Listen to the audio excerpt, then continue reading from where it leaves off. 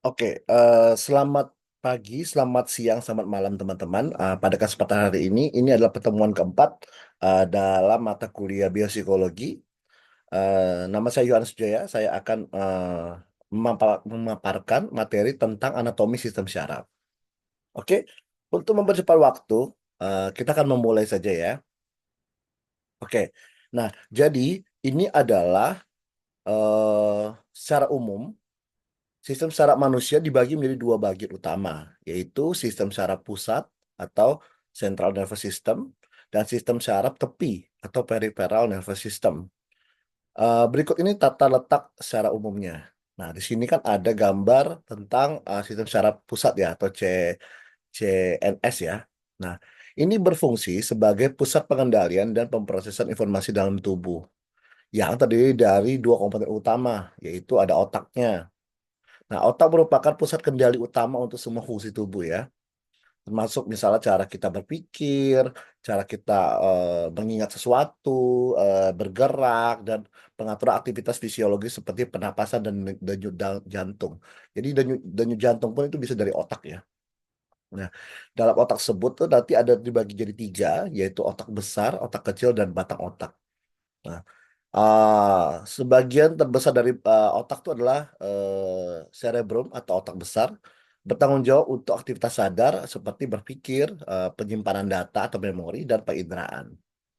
Kemudian di sini ada otak kecil juga. Nah, tujuannya itu untuk mengatur koordinasi tubuh ya, terutama untuk keseimbangan motorik. Nah, kalau untuk batang otak sendiri, itu mengendalikan fungsi dasar yang diperlukan untuk kehidupan seperti napas, denyut jantung, bahkan tekanan darah pun seperti itu. Nah, kemudian ada sumsum tulang belakang atau spinal cord, ya. Jadi dia itu memanjang dari otak menuju tulang belakang, ya di gambarnya bisa dilihat di sini. Sumsum tulang belakang membawa syaraf sinyal antara otak dan seluruh tubuh. Nah, jadi ini juga bisa ada hubungannya dengan refleks ya, refleks. Hmm. Nah, kemudian juga ada sistem saraf tepi ya atau PNS ya.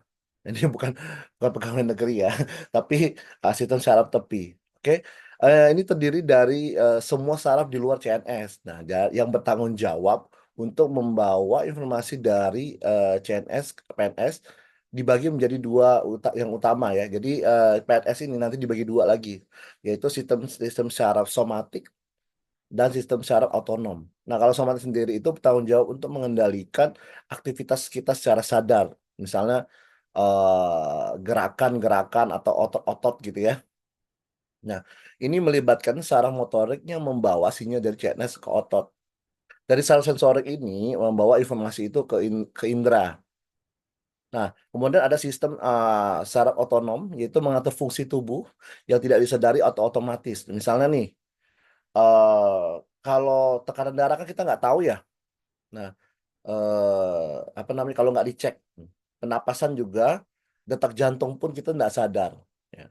Nah, jadi ada yang sadar dan tidak sadar. Kalau yang ini ya, yang sisa otonom itu yang tidak sadarnya. Nah, kemudian itu dibagi menjadi dua, yaitu ada yang saraf simpatik dan parasimpatik. Yang simpatik itu untuk apa namanya meningkatkan aktivitas tubuh ya, Eh, seperti denyut jantung dan aliran darah, aliran darah ke otot. Nah, kalau sistem saraf parasimpatik maksud saya, itu berfungsi dalam situasi seperti memperlambat denyut jantung dan memfasilitasi pencernaan. Karena sistem saraf itu untuk meningkatkan, kalau parasimpatetik itu dia nurunin. Ya, jadi tubuh kita tuh ada apa namanya? Ada dua ada dua apa namanya? Sistem ya, dua sistem saraf yang bisa untuk naikin atau menurunkan gitu ya. Terutama yang tidak sadar kita yang itu sistem saraf otonom. Nah, jadi tata letak ini mencakup berbagai sisa aspek saraf yang berkoordinasi untuk menjaga fungsi tubuh yang normal, baik secara sadar maupun tidak sadar. Oke. Em, ini adalah gambarnya. Gambarnya ada struktur neuron. Di sini ada dendrit, soma, akson, nukleus, myelin seed, node of Ranvier, Schwann cell, dan nerve ending. Nah, ini gambar-gambar struktur of neuron ya. Nah, kita akan bahas sekarang adalah sel saraf ya. Jadi sel saraf atau neuron merupakan unit dasar dari sistem saraf yang bertugas untuk menerima, memproses, dan mentransmisikan informasi melalui sinyal listrik dan kimia. Karena dalam tubuh manusia memang aliran itu yang paling bisa dialirkan ya. Kemudian neuron memiliki tiga bagian utama yaitu soma atau bagian badan sel, kemudian ada dendrit dan akson. Nah, kalau soma sendiri itu merupakan pusat metabolisme ya dan kontrol neuron yang berperan dalam sintesis protein yang dibutuhkan untuk mempertahankan fungsi sel saraf, termasuk pembentukan dan perbaikan komponen seluler. Selain itu, badan sel bertanggung jawab untuk memproses molekul yang penting bagi kelangsungan hidup neuronnya ya. Kemudian ada organel yang penting ya. Di dalam soma terdapat organel seperti nukleus yang berfungsi untuk mengendalikan aktivitas sel dan retikulum endoplasma ya, kalau nggak salah namanya. Ya, endoplasma kasar ya, ya, ya, yang berperan dalam sintesis protein. Nah, kemudian ada dendrit ya. Dendrit itu berfungsi untuk pencabangan yang keluar dari badan sel. Bagian ini berfungsi sebagai penerima sinyal dari neuron lain atau dari sumber eksternal seperti sel-sel sensorik gitu ya. Nah, kemudian dia juga bisa mampu untuk menangkap atau menerima impuls dari sinyal-sinyal kimia dari sinapsisnya, dari sinapsisnya ke sinaps-sinaps ya. Kemudian mengirimkan sinyal tersebut ke badan sel untuk diproses. Ya, jadi nanti setelah itu mau ngapain itu dari sini dulu gitu ya. Nah, kalau di Dennis sendiri itu sifatnya tuh sangat bercabang ya untuk memperluas area permukaan yang memungkinkan penerima sinyal yang lebih banyak dari neuron lain. Makanya dia sifatnya itu lebih bercabang, malah sangat bercabang. Nah, kemudian ada akson ya. Akson itu yang eh, memanjang ya. Ya, jadi dia tuh ada strukturnya yang memanjang yang bertugas untuk mengirimkan impuls isi dari badan menuju ke terminal akson ya, di mana sinyal tersebut akan ditransmisikan ke neuron lain atau otot atau kelenjar seperti itu. Nah, di sepanjang akson atau sinyal listrik disebut potensial aksi ya, bergerak cepat bergerak cepat adanya selubung melin ya yang tadi kita lihat ya, yaitu lapisan isolasi yang mempercepat konduksi sinyal. Nah, terminal akson itu pada ujung akson terdapat terminal akson atau tombol sinapsis yang berfungsi untuk melepaskan neurotransmitter ke sinapsis ya. Yang kemudian dipengaruhi oleh neuron kemudian apa namanya ke otot gitu ya. Atau kata-kata itunya apa ya? Efektor gitu ya. Nah, struktur dan fungsi bagian ketiga neuron ini memungkinkan sel saraf untuk memproses dan menyebarkan informasi secara efisien di seluruh sistem saraf. Gitu. Oke, kita akan lihat di ini. Nah, di sini ada fungsi sel syaraf ya. Nah, jadi sel syaraf sendiri atau neuron itu memiliki beberapa fungsi utama yang sangat penting untuk menjaga fungsi sistem saraf dan tubuh secara keseluruhan. Nah, yang pertama adalah penghantar sinyal listrik ya. Itu mampu menghantarkan sinyal listrik melalui proses yang disebut potensial aksi yang tadi yang kita sebutkan tadi, yaitu impuls listrik ini berjalan di sepanjang akson dari neuron ke neuron lain atau ke organ target seperti otot atau kelenjar.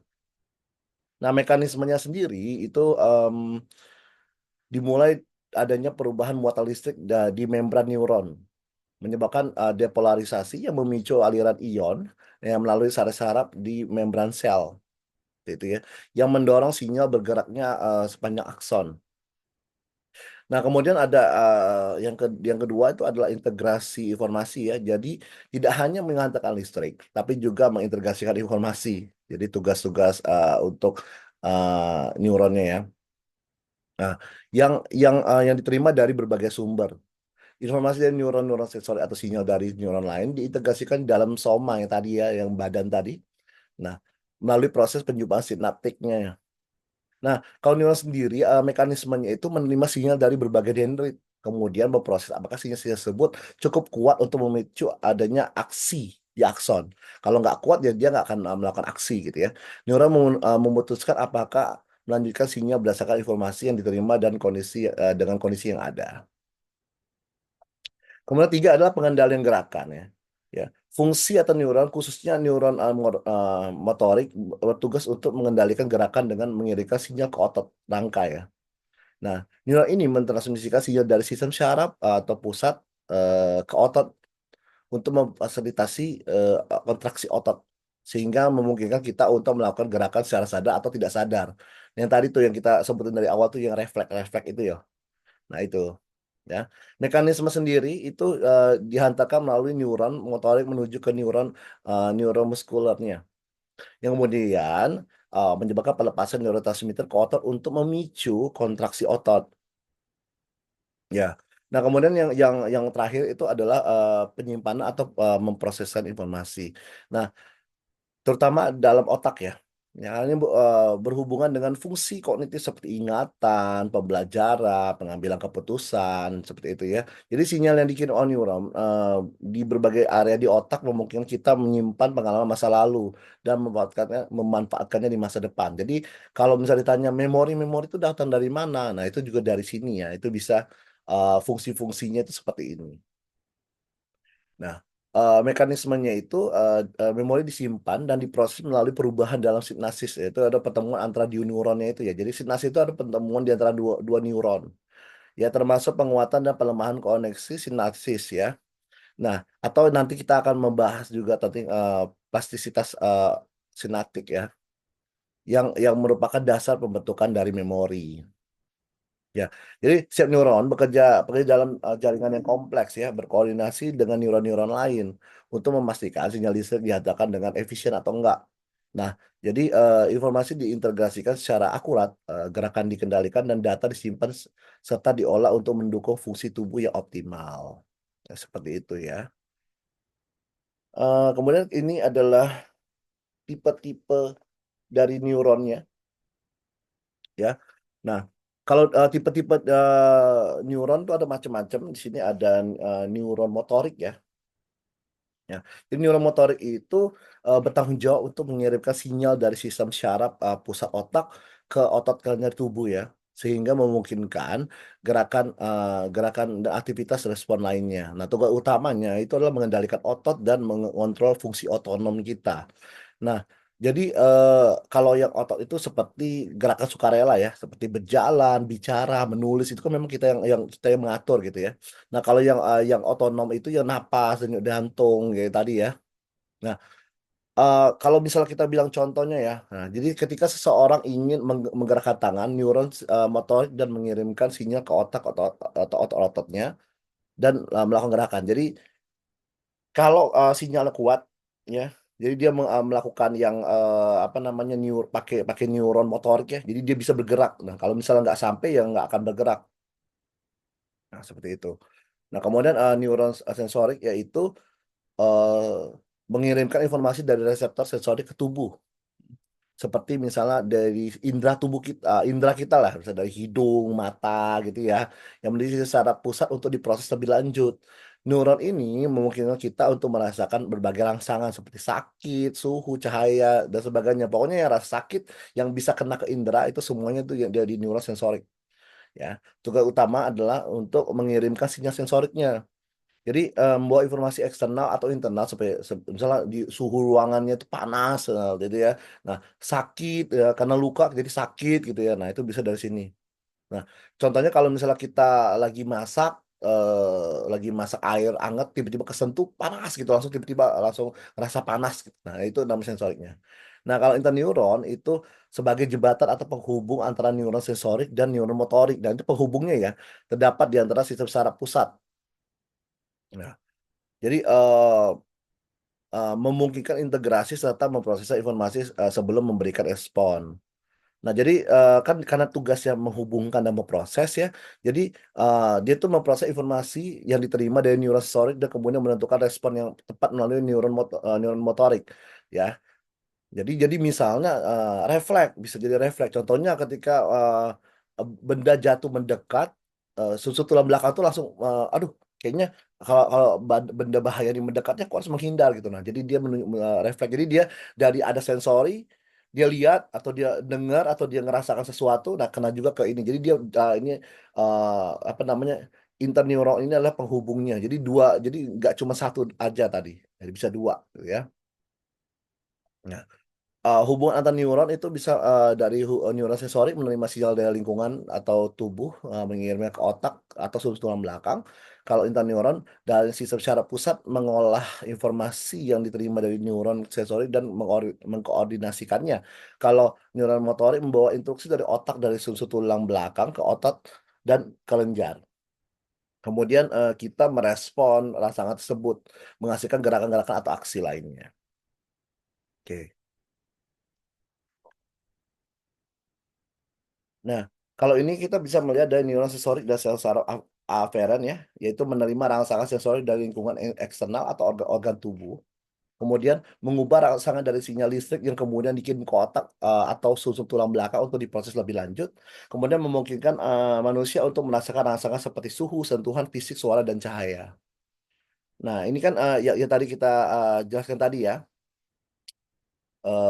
neuronnya itu bisa berperan mengirimkan sinyal dari otak ke sumsum tulang belakang, kemudian mengkoordinasi gerakan respon motorik tubuh, ya memicu kontraksi otot yang diperlukan untuk bergerak melakukan aktivitas fisik dan merespon rangsangan yang diterima. Ini untuk itu tambahannya. Jadi juga tadi kita sudah jelaskan yaitu konektor, itu bisa kita tidak perlu kita ulangi lagi ya. Nah, ini spinal cord-nya ini gambarnya bisa dilihat di sini ya nanti, kalau misalnya pengen lihat lebih jelas bisa nanti di pause video ini bisa dilihat lagi ya gambarnya ya. Nah, jadi fungsi spinal cord sendiri ya itu untuk mengendalikan gerakan atau fungsi tubuh. Mengontrol gerakan refleks dan mengirimkan sinyal dari organ panca indera ke tubuh, dari tubuh ke otak, ya. Jadi, apa, spinal cord ini ya, itu tuh, yang akan mengatur refleks. Ya, tapi yang tadi tetap, ada yang tadi, sensori, motori, dan yang penjembatan gitu ya, yang inter itu ya. Nah itu juga mempengaruhi, seperti itu. Nah, kita kan membahas tentang otak ya. Otak memegang pusat kendali perintah dari sel saraf pada tubuh manusia, mulai dari gerakan, ingatan, ucapan, pendengaran, pikiran, penglihatan, gerakan, hingga berbagai fungsi organ tubuh termasuk pernapasan dan detak jantung. Nah ini ya, kita bisa lihat dari gambar-gambarnya ya. Kita akan bahas sedikit saja tentang gambar-gambarnya. Nah, jadi ya otak paling gede itu tuh besar, itu namanya otak besar ya, fungsinya itu mengendalikan aktivitas sadar seperti berpikir, berbicara, memori, atau gerakan sukarela. Nah nah, dalam otak besar sendiri itu tuh dibagi jadi 4 ya. Yang pertama ada lobus frontal, yaitu tugasnya itu mengendalikan gerakan atau motorik ya. Kemudian mengambil keputusan atau memecahkan masalah, mengendalikan emosi dan perilaku. Kalau lobus parietal, yaitu memproseskan informasi sensori seperti rasa sakit, suhu, sentuhan gitu ya. Kemudian pemahaman orientasi ruang. Nah, kalau misalnya dia ada gangguan di orientasi ruang tuh biasanya ada masalah di lobus parietal. Kemudian lobus temporal yaitu memproses suara dan bahasa. Kemudian menyimpan memori dan pengenalan wajah. Nah, kalau kita melihat orang gitu ya, kita cepat lupa, nah biasanya, ada masalah juga di temporal ini. Kemudian occipital yaitu visual dan penglihatan. Nah, di dalam itu nanti ada lagi, ada namanya otak kecil ya. Jadi, fungsinya otak kecil itu mengatur keseimbangan dan koordinasi gerakan, mengontrol ketepatan dan halusnya gerakan, motorik. Jadi, menjaga postur tubuh juga. Jadi kalau misalnya dia itu kayak pintar menari atau dia bisa menjaga halusnya gerakan atau enggak gitu ya, nah itu tuh dari otak kecil itu fungsinya. Nah, kemudian ada batang otak, yaitu fungsinya mengontrol dasar yang vital untuk kehidupan seperti penapasan, denyut jantung, dan tekanan darah. Kemudian mengatur refleks sederhana seperti nelan, batuk, dan bersin, nah itu dari batang otak ya. Kemudian otak besar dan otak kecil dengan sumsum tulang belakang. Nah, jadi, batang otak sendiri dibagi 3 yaitu midbrain yang tugasnya itu mengatur gerakan mata, pendengaran, dan penglihatan, yaitu ada pons yang mengatur sinyal antara cerebrum dan cerebellum yang, mengendalikan tidur dan pernapasan. Medulla oblongata itu mengatur fungsi otonom seperti pernapasan, denyut jantung, dan pencernaan, ya. Nah, kemudian ada juga namanya disenvalon, yaitu ya kalau ada disenvalon ya sebenarnya di sini gambarnya ya. Eh, yang di bawah cerebellum yang mengatur banyak fungsi yang berkaitan dengan homeostatis tubuh. Kemudian ada tuh jadi terbagi jadi dua bagian yaitu ada talamus dan hipotalamus yang tujuannya tuh talamus sebagai stasiun penghubung untuk sinyal sensorik yang menuju otak besar. Kalau hipotalamus mengatur suhu tubuh, rasa lapar, haus dan ritme sirkadian, mengatur fungsi otonom dan aktivitas kelenjar pituitari gitu ya. Jadi dia tuh mengatur kontrol tubuh, lapar ya, itu haus itu di hipotalamus. Kemudian ada sistem limbik ya. Sistem limbik itu berperan penting dalam mengatur emosi, motivasi, dan memori. Ya, jadi kalau sering marah, bisa masalah di sistem limbik. Kemudian ada dalamnya itu ada dalam sistem limbik itu ada bagi dua yang penting yaitu hipokampus dan amigdala. Nah, kalau amigdala mengatur respon emosional terutama ketakutan dan agresi. Hipokampus sendiri berperan untuk membentukkan memori jangka panjang. Nah, kalau corpus callosum ya itu fungsinya menghubungkan kedua belahan otak. Jadi ada kan otak kita ada dua ya, ada tuh hemisfer kanan dengan hemisfer kiri ya, yang memungkinkan komunikasi antar hemisfer. Nah, itu gunanya corpus callosum. Kemudian ada vertikal otak yaitu menghasilkan dan mengedarkan cairan secara cerebrospinal yang melindungi otak dari guncangan, membawa nutrisi dan membuang limbah otak. Ya, kemudian ada sumsum tulang belakang ya tadi yang menghubungkan otak dengan sistem syaraf tepi yang membawa informasi dari ke otak sehingga dapat mengendalikan gerakan refleks. Ya, jadi sebenarnya setiap ini akan banyak sekali memiliki fungsi-fungsi yang spesifik. Jadi itu nanti bisa dibaca sendiri nanti ya. Oke. Demikianlah pemaparan Bapak hari ini. Semoga semangat terus belajar ya. Terima kasih.